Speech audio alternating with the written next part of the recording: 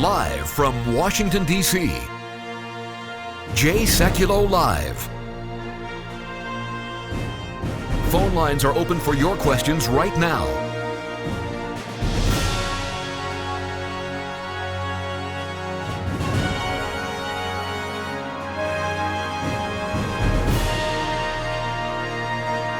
And now, Chief Counsel for the American Center for Law and Justice, Sekulow.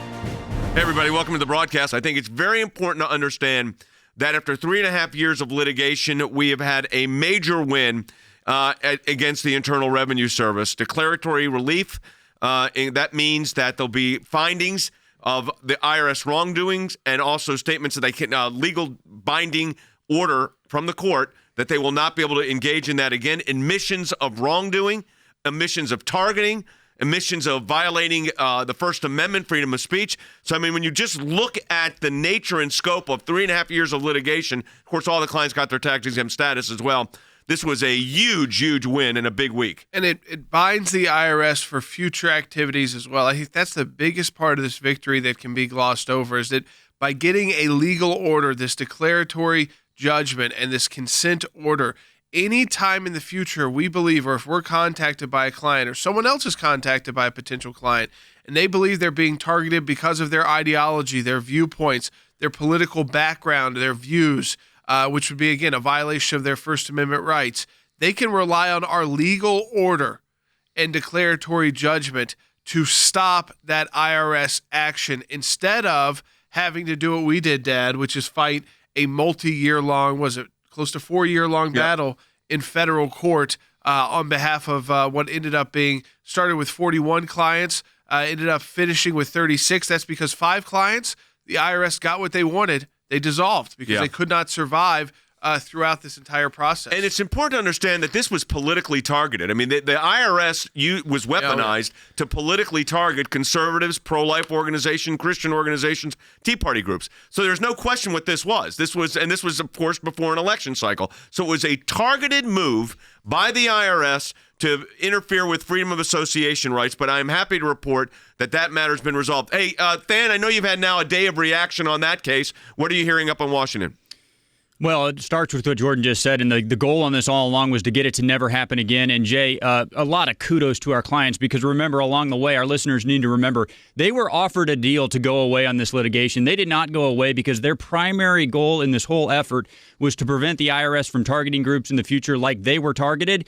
Jay, they achieved that this week. We are letting the Hill know that. The Hill is very excited about it. But again, it's the future ramifications on the hands of the IRS being tied to future targeting that is the most significant here. All right, we've got a lot to discuss on this IRS case. We're going to take your calls. Don't forget our matching challenge. It's a big month for us. Any amount you donate to the ACLJ, we get a matching gift for you. You can do that at aclj.org. That's the easiest way, aclj.org, or 1-877-989-2255. That's 877-989-2255 or aclj.org. Back with more in a moment.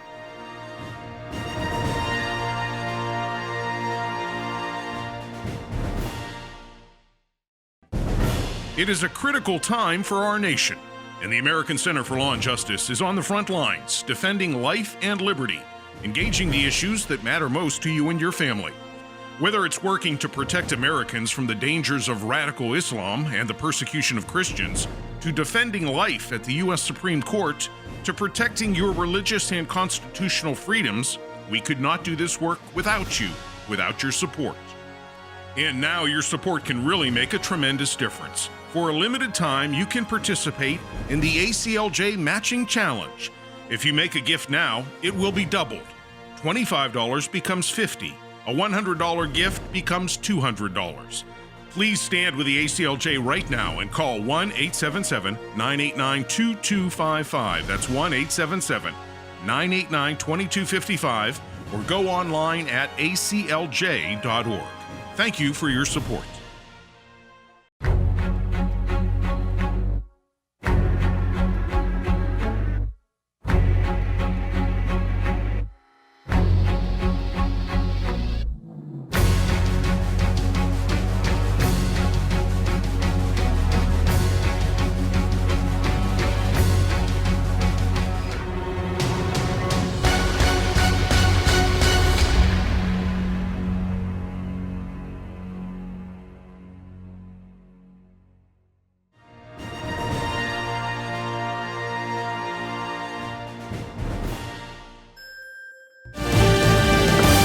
Welcome back to Hannity. Breaking news out of Washington. A bombshell admission by the IRS. The tax agency is officially apologizing for subjecting conservative groups to additional scrutiny during the 2012 election. Jay Sekulow is an attorney and chief counsel for the American Center for Law and Justice. He represented groups targeted by the agency. They admit they did it because you forced them to admit they did it. We applied for our tax status in 2010. We waited 18 months.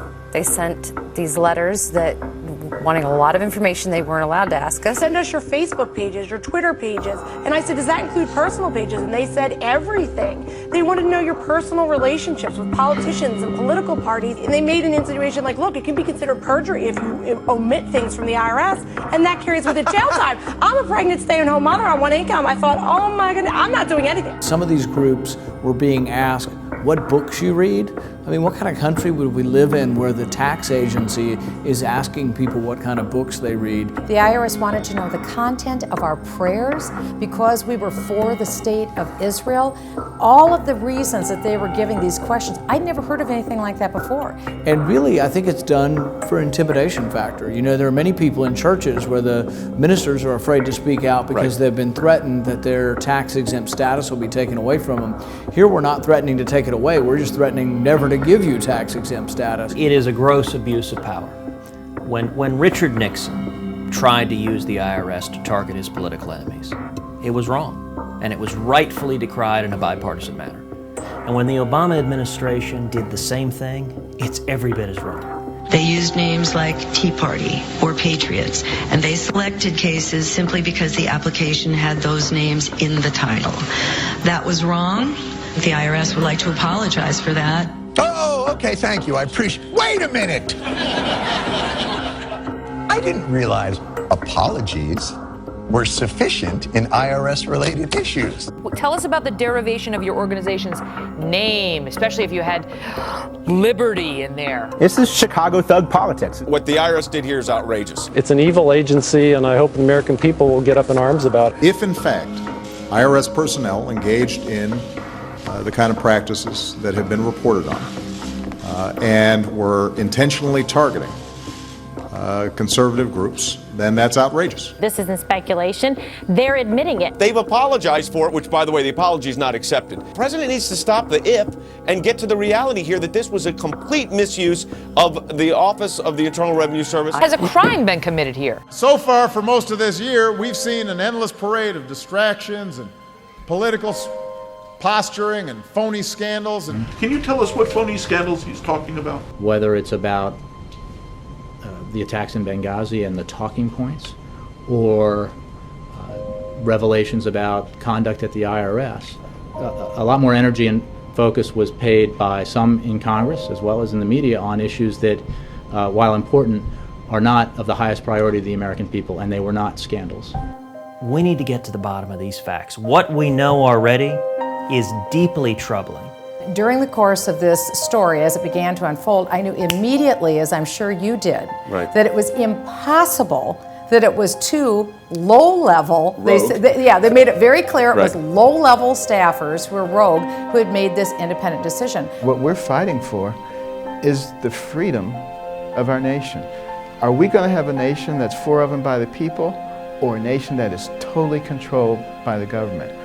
We get to make that decision. Let's go to Rick in Rochester, New York on line one. You're on the air, Rick. Hey, Rick. Hi, Jay. Hey. First of all, I want to thank you for all ACLJ does. Thanks. You do a great job. Couldn't do it without you all, so we appreciate your support. Thank you. I have a question. Do you think that an apology from the IRS is enough? This is more than an apology. I mean, the apology, of course, is included. It's also got the language in it is a declaratory judgment that what the IRS did was violate the First Amendment's rights of freedom of speech, freedom of association, intrusive nature of the questioning, that they will not do it again, that the policies have been changed. So it's comprehensive in its scope. This was an interesting comment. Martha McCallum, when the story obviously broke yesterday, I'm going to be on Neil Cavuto's broadcast right after we're on here live. On his Fox Business, and I think Jordan's on Fox Business this afternoon as well. Yeah, I'll be on Fox Business on Risk and Reward at about 5:15, around 5 p.m. Eastern time. So we're talking about this, but let me play what Mark Thiessen was on from American Enterprise Institute with Martha McCallum yesterday about this case. Take a listen. These people were raked over the coals by a government agency. It was really quite something. Barack Obama came into office, and he famously said, we're gonna help our friends, and we're gonna punish our enemies. And that's what Obama's IRS did to these groups. And it wasn't just 1 or 2 or 3 or 4 groups. There are I think there are 469 plaintiffs in these cases. So these are hundreds of groups. These are ordinary Americans who simply wanted to go out and petition their government and exercise their First Amendment rights, and they were stopped by their government. Yeah, and by the way, came directly at, remember what the president said at that speech about Citizens United and how this nefarious decision of the Supreme Court, and he kind of called the Supreme out. That's where this all started from. The targeting started right after this. Take a listen.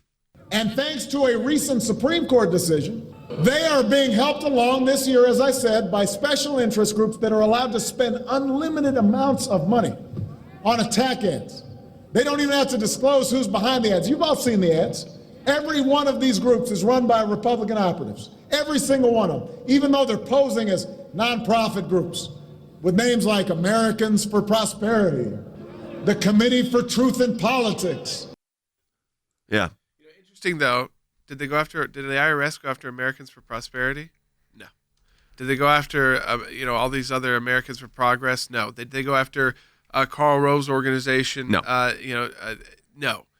The multi-million-dollar groups that could easily fight an IRS targeting? No, they didn't.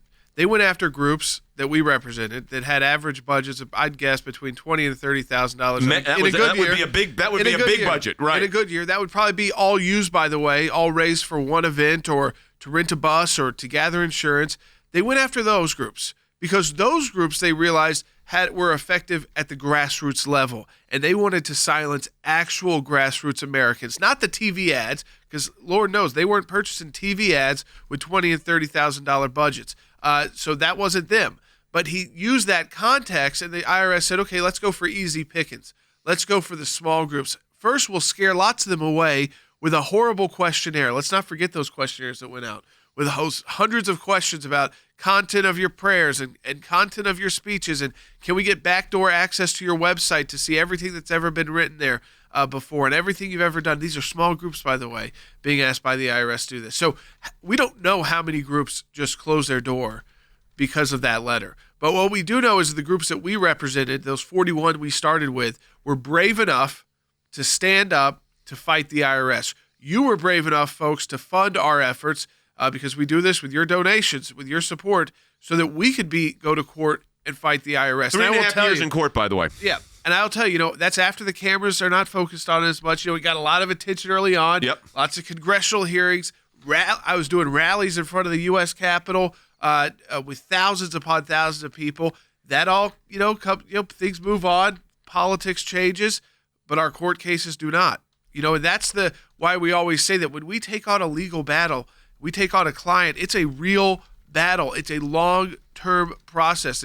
Sometimes you can handle things quickly, but when you fight the federal government, it's going to be a long fight. All right, we've got a lot to discuss on this IRS case. We're going to take your calls. Don't forget our matching challenge. It's a big month for us. Any amount you donate to the ACLJ, we get a matching gift for you. You can do that at aclj.org. That's the easiest way, aclj.org, or 1-877-989-2255. That's 877-989-2255 or aclj.org. Back with more in a moment.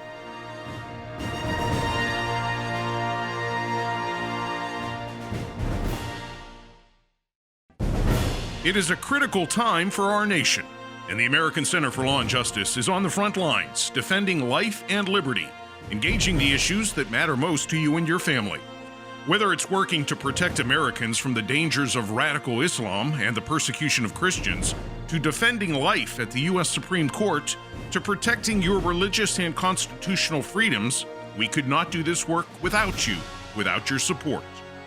And now your support can really make a tremendous difference. For a limited time, you can participate in the ACLJ Matching Challenge. If you make a gift now, it will be doubled. $25 becomes $50. A $100 gift becomes $200. Please stand with the ACLJ right now and call 1-877-989-2255. That's 1-877-989-2255, or go online at aclj.org. Thank you for your support.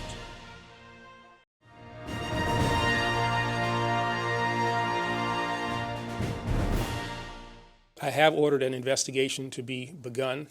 The FBI is coordinating with the Justice Department to see if any laws were broken in connection with those matters related to the IRS. Those were, I think, as everyone can agree, if not criminal, they were certainly outrageous and unacceptable, but we are examining the facts to see if there were criminal violations.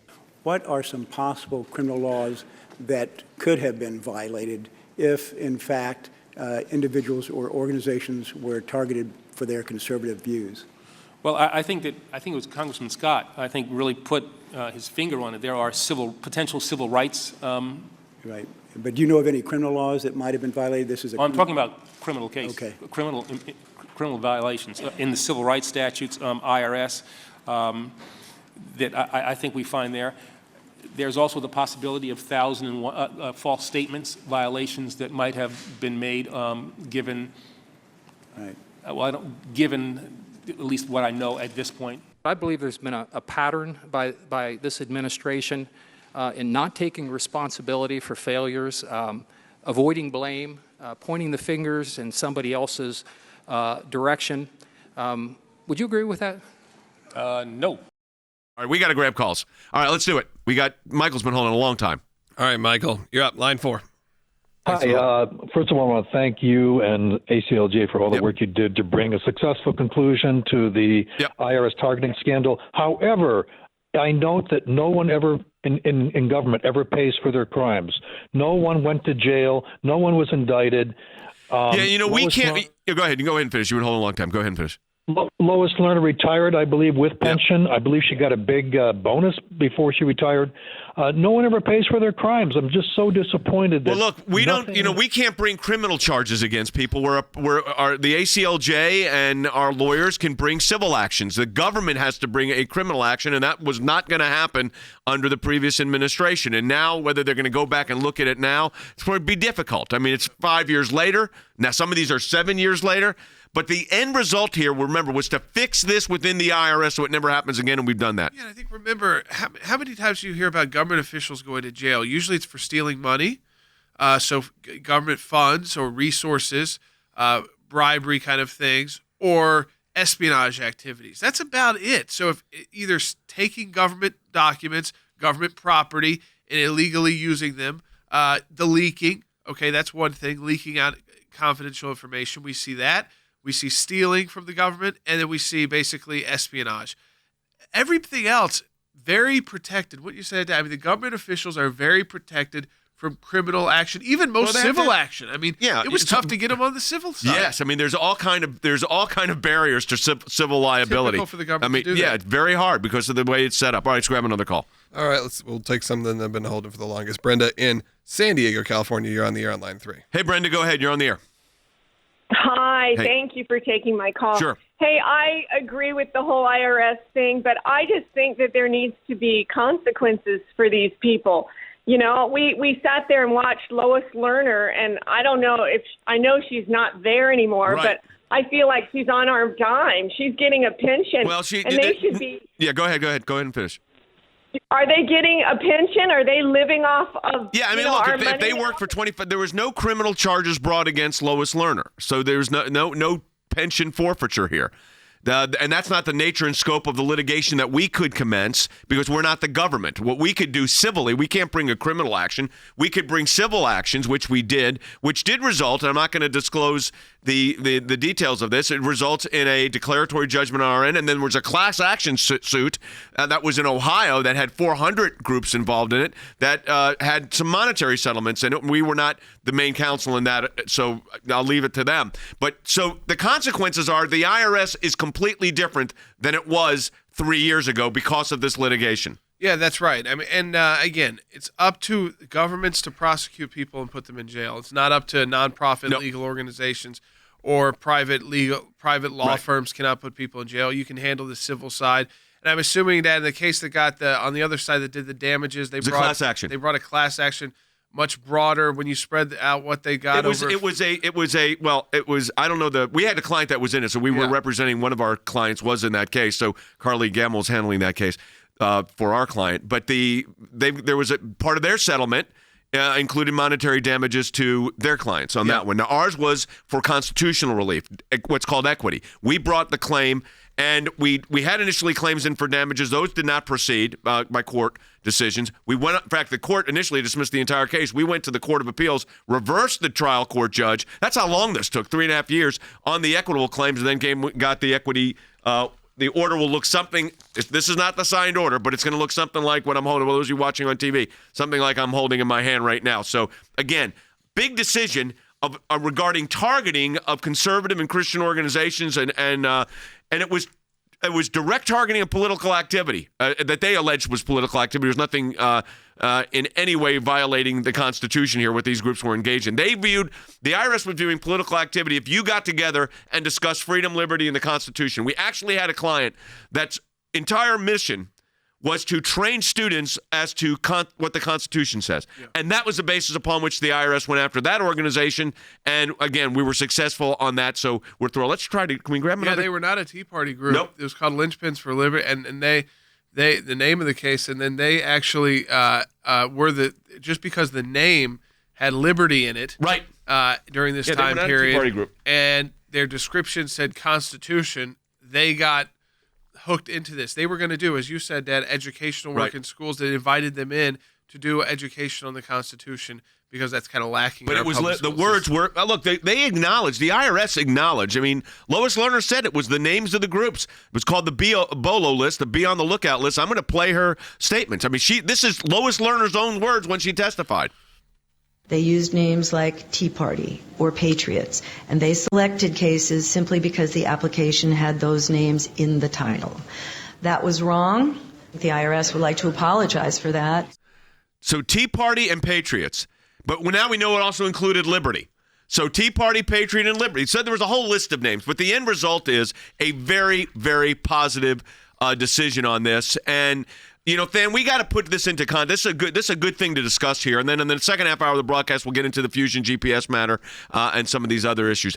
But I think it's important to put this out there. This was a multi-pronged issue. When we first got notice of this, we were beginning the court cases, but we also were engaged in what we call media advocacy. That was what we do here. We had oversight hearings. And Than, I think it's important for people to understand the multi-pronged approach we took to getting this successful resolution. We always said it was going to be like a puzzle with multiple prongs. You had to come up and testify. Jordan testified. Our clients testified. Lois Lerner had to come and plead the fifth. We had to go to court to litigate. I can't even count how many dozens and dozens of interviews, hundreds and hundreds of interviews you and Jordan did. But, Jay, to our clients' great credit, their goal in this was always to prevent the IRS from doing this again. And they backed that up with action because, remember, again, I'll say this again, the IRS offered them a deal that if they would do less activity than the law allowed them to do, that this would go away. They said no. They fought for the day that we got this weekend. And you know what? They won. Yeah, well, they said if you would only do 40% of your constitutionally protected activity, then we'll give you your exemption. That was the IRS. That was the second commissioner, I think it was Miller, that came in to try to resolve it. If you'll do if you'll forgo basically 60% of your constitutional rights and abilities under free speech, freedom of association, ability to petition the government for redress agreements, we'll go ahead and give you your exemption. So obviously, guess what we did with that? We rejected it. And then we continued pressing in court. But it took pressing in court to get this resolved. But as I said, the good news is here, these cases have been resolved successfully. I think it's you did those rallies. They were trying to take the wind out of a political movement. That's right. And I think by this case being filed and by continuing to fight this battle in court and by the IRS in a sense being neutered, because over time Congress started defunding the IRS because of these activities, because of the wrongdoing. So they were not able to engage in this activity. You had the staff, basically the exempt office, completely gutted with no replacement. We saw at this election cycle, a second resurgence of grassroots Americans getting together outside of the political party, Republican or Democrat.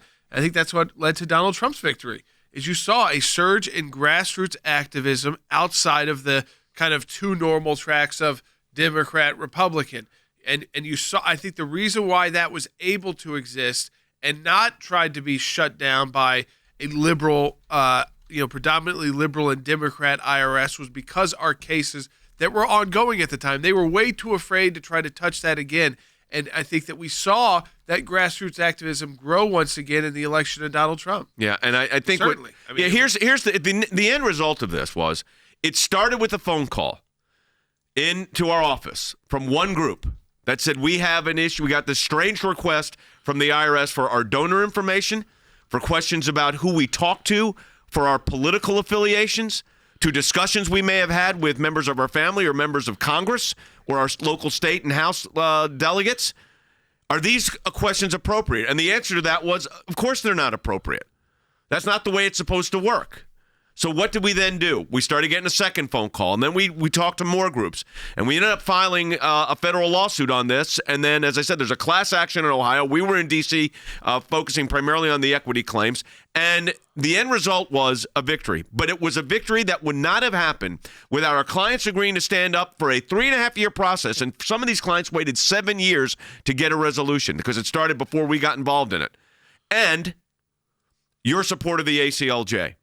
So we could not do it without your support. Our lawyers, and we had a team of about 5 lawyers on this because it went multiple trips in district court, up to the Court of Appeals, internally within the IRS, negotiating with the Department of Justice. So you had the IRS internally, the Department of the Treasury, the House and Senate, federal court, Court of Appeals, and ends up with a great decision. We couldn't have had it without you, so a huge thank you to our ACLJ members and friends that supported the work of the ACLJ. And let me encourage you to do that today as we close this month out. We're in a matching challenge campaign. Any amount you donate to the ACLJ this month, we get a matching gift for. If you donate $20, we get $40. If you donate $40, we get $80. You donate $100, we get $200. And this is big months for us. So we encourage you to support the work of the ACLJ.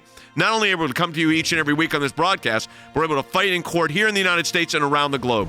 You can help us at aclj.org or call it 1-877-989-2255. Again, aclj.org. That's aclj.org or 1-877-989-2255. We'll see you next week.